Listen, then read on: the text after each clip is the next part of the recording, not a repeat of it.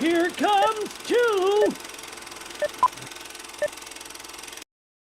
Rolling with my homie. Yak on As F. What's going on, everybody? Today we're going to be talking about a movie that actually turns 30 this year. That's not particularly why I watched it, but it just so happens it's turning 30 this year. I already watched it. It's Clueless. Before we get started, it's got the Steelbook edition, of course. It's the Blu-ray copy. 4K is set to come out in like July, I think. So yeah, I'm dealing with the old Blu-ray copy, which the picture looks great, but the sound quality is just absolute dog shit. Like, I literally had my fucking TV up to 100 at one point, and that was on the best volume setting for this movie. The old movies, I just have to fuck with the volume, the sound setting pretty much on my TV. And typically it's not so bad, but I was watching this on my bedroom TV, which fucking is a little bit worse. It's the Walmart brand.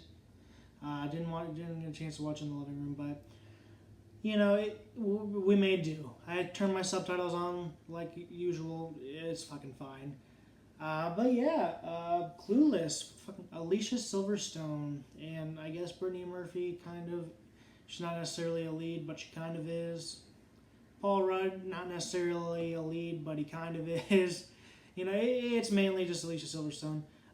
You know, it'd be really fucked up if I got that wrong and it's actually not her. I looked at the letterbox before, you know, hitting record, so if it's not that, then, oh, well, sorry, my bad. But yeah, you know, we're going to talk through the movie. I was about to say if I liked it or not. I can't spoil that until the end. But yeah, the thing about this movie is it's based on a book, and you can tell because what the fuck is this movie about? It's like there's like 8 plot points and it's like chapters in a book. It's really weird because that's just kind of how it feels because it doesn't necessarily flow as great together, even though it's an overall story and technically, you know, you need this to get to this, but you know, it feels weird. It feels like it's a bunch of episodes in a series instead of a movie. But overall, the main character, Cher, who's named after a singer, along with her friend Dion, I believe. Both named after singers. It is funny. I thought that was funny. They're heading to school. You know, it's not the first day. It's fucking middle of the year, I guess. It has to be summertime because they go to PE. So it's around that time, and it's report card time. So probably about September, maybe the first half of the year. And Cher is not failing, but has like a C in debate class, and her dad's a lawyer, so that's like, you know, that's fucking horrible, I guess. That's just the end of the world to him. He fucking hates his daughter for this bullshit, unlike his ex-stepson, who is about to come and stay there for a semester of college, but not really, because he doesn't live there, but he stops by quite a lot. I'm not quite sure what that means. He's in college, so the reasoning is that him and the stepmom of Cher got divorced, but he still gets custody, quote unquote, but he's in college, so it's not really custody at that point. It's really fucking weird. That's not the only weird thing about this movie. It's involving my stepson. But yeah, it was just really weird. Pretty much it starts off that way, and she's failing, and so her best idea, instead of actually, you know, trying harder or doing the actual work, is to get the two teachers together. I thought there was going to be a plot twist, and I thought when she sent the love note to the woman teacher, I thought the fucking guy teacher was going to get a sexual harassment charge. Luckily, I was wrong about that, but I thought that was going to be the funniest thing of all time. Sexual harassment's not funny, not that. I meant him getting reported for it and breaking the cliche. Sexual harassment is not funny. But yeah, that's the first part. First plot point is like her getting the teacher together, which I've never understood this trope of getting your teacher with another teacher so that you get good grades. They follow a fucking booklet or whatever that gives the answer, don't they? I don't think their mood is going to determine if you get an A or an F. It's never made sense to me. But yeah, it's successful. He gets the she gets the debate teacher with the environmental teacher. I don't know what she actually does. But yeah, and then they're in PE class. They're playing tennis. It's a pretty funny scene. And then there's a new girl who's starting right in the middle of gym class and tennis. And the gym teacher tells her to start right then and there, not even in gym clothes. It's kind of weird. Actually, none of them are in gym clothes. All of the women are in really fancy for the 90s clothing. And then they decide, Cher and Dion decide to take the new girl under their wing. Let's see what her name was. I have it pulled up right now. Do I? I don't have it pulled up right now, I'm not going to lie. But we're getting it pulled up. Brittany Murphy, Ty. God damn it, I fucking knew that too. Yeah, Ty. The new girl, they take her under her wing, and they pretty much boost her to becoming popular almost instantly. She likes this cool skater guy who's like a pothead, chills in the fucking grass during lunch, physical grass, not metaphor. But he's actually my fucking favorite character in this movie. That guy's fucking hilarious. He has a debate. Well, actually, no, it's not in debate class. Where he has the most amount of tardies in the class, and he goes up and gives a speech about the amount of tardies and how he couldn't do it alone. The comedy in this is just absolutely great. I love the comedy in this. The writing in that aspect's great. The story writing, I'm not sure how much is taken from the actual book, but it's iffy. But yeah, they're reinventing the new girl. She's becoming one of them. But they can't do that without getting the new girl a boyfriend.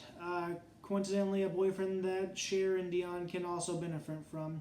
Because this kid's dad is like, he can get concert tickets easily, I guess, was the reasoning there. So they go to a party, and they're trying to get Ty with this guy so they can benefit off it. Only for, in a very obvious turn of events, if anybody could see it coming, I don't understand how they didn't, but these girls are clueless, as the title says, clueless. And he tries to assault her. Ooh, PG-13 comedy in the 90s. No, and then she gets mugged immediately after he throws her after the guy throws her out of her car. So that's pretty fucked. And then Paul Rudd comes to pick her up. Paul Rudd's the stepbrother. He comes to pick her up, and that's kind of like a little bit of foreshadowing, uncomfortably, I should say. But yeah, Ty is pretty devastated about it, but she bounces back pretty quickly because she gets with the fucking skater guy. Anyways, fuck it. Yeah, that was kind of weird, but oh wait, I forgot a plot point. Whoops, didn't mean to tell you about that. Oh well. I'm assuming most people who are watching this have seen the fucking movie. It'd be kind of weird if you didn't. So, instead of dating that one guy for some reason, I guess she doesn't like, a new guy starts school, and Cher is just instantly like, he kind of looks like Luke Perry. I don't know what Luke Perry looks like, but she has an obsession with Luke Perry in the movie, so that's what when he walked in, I said, oh my god, it's Luke Perry. It'd be funny if it actually was. I don't know what the fuck Luke Perry looks like besides Family Guy, so who knows. But it's something I called instantly. The guy ends up being gay, so that sucks. But something nice about this movie actually is Cher actually stays friends with the guy after, so I thought that was a nice little detail. Kind of little world building. I thought that was nice. But yeah, he's gay. So they find that out, and then the guy from Scrubs. Not the main guy. Fuck, what's it? Turk from Scrubs. Yeah, he's in this. I guess technically Turk from Scrubs would be this guy from Clueless, whose name I forgot. But yeah, he's in this. He's another one of my favorite characters. He reveals it to Sharon Dion in the oddest way to say to your girlfriend. He says, "Are you bitches blind? That guy is gay." I was like, "Oh my god, Jesus Christ!" They didn't react to that at all, so I was like, "Okay, it's fine. I guess you can call your friends bitches and your girlfriend bitches in the 90s." So her dad's also working this case. For some reason, it's important that the stepbrother Paul Rudd and Cher work on it too. I'm not quite sure why. The case really isn't a plot point here. I just thought it was kind of weird that they're also helping. I don't really understand it. So it's kind of around this point that Cher's like, you know what, fuck this. I'm going to become a good person. She's been doing like these good deeds in her mind the whole movie, and she wants to just full on become a good person and do she wants to do some charity work. I can't remember exactly what the charity is, but it's like donation stuff. There's another funny bit here where the fucking pothead goes to rehab and he donates his bongs, and they put it in kitchenware. That was pretty funny. But yeah, she decides to become a good person, and then in turn, her stepbrother starts to get some feelings for her. Ex-stepbrother, technically. But, you know, that's whatever. Then she fails her driving test. Isn't that just terrible? Even though she almost killed the main character. Jesus Christ, what's wrong with me? Cher almost killed the fucking driving instructor during their test, so I really don't feel bad for her at all.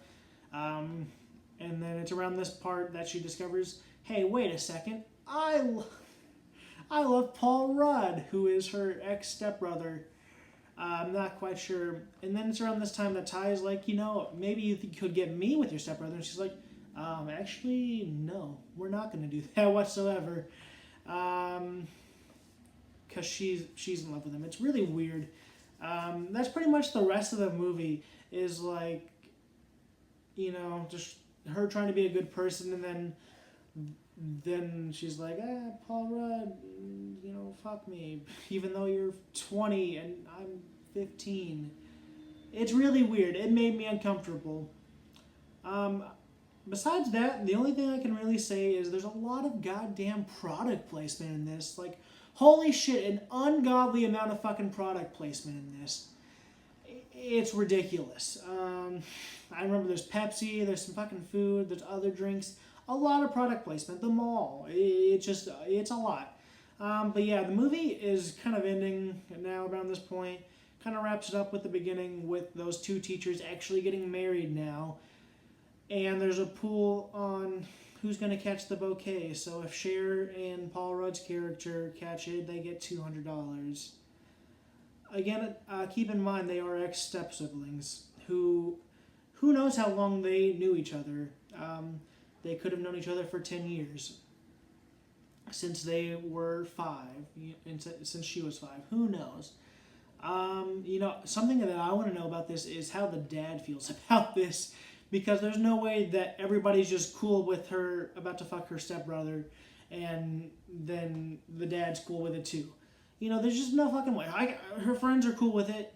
It's weird, but they're cool with it. And then I want to know how the dad feels about this. But yeah, that's about the ending, is her catching the bouquet. You know, despite that, you know, I like the movie still, and I wasn't necessarily going into watching this movie thinking that I was going to put a little, you know, review out about it. But, you know, I enjoyed the movie a lot. I gave it about a 9 out of 10, honestly. Like, I thought it was funny. I enjoyed my time watching it. I don't think it's a perfect movie, but I think it's a classic movie for sure, in my opinion. And I will probably be picking up the 4K. I'll go ahead and leave my Letterboxd review at the end here after I go ahead and do some quick plugging. You can follow me on Letterboxd here. And if you're a wrestling fan, you can follow me on Dropkicked here. But yeah, if you guys watch this video, thank you. If you got here, I appreciate that a lot. Thanks for watching. And yeah, I'll see you guys in the next one. Here's the Letterboxd review. Thank you guys for watching.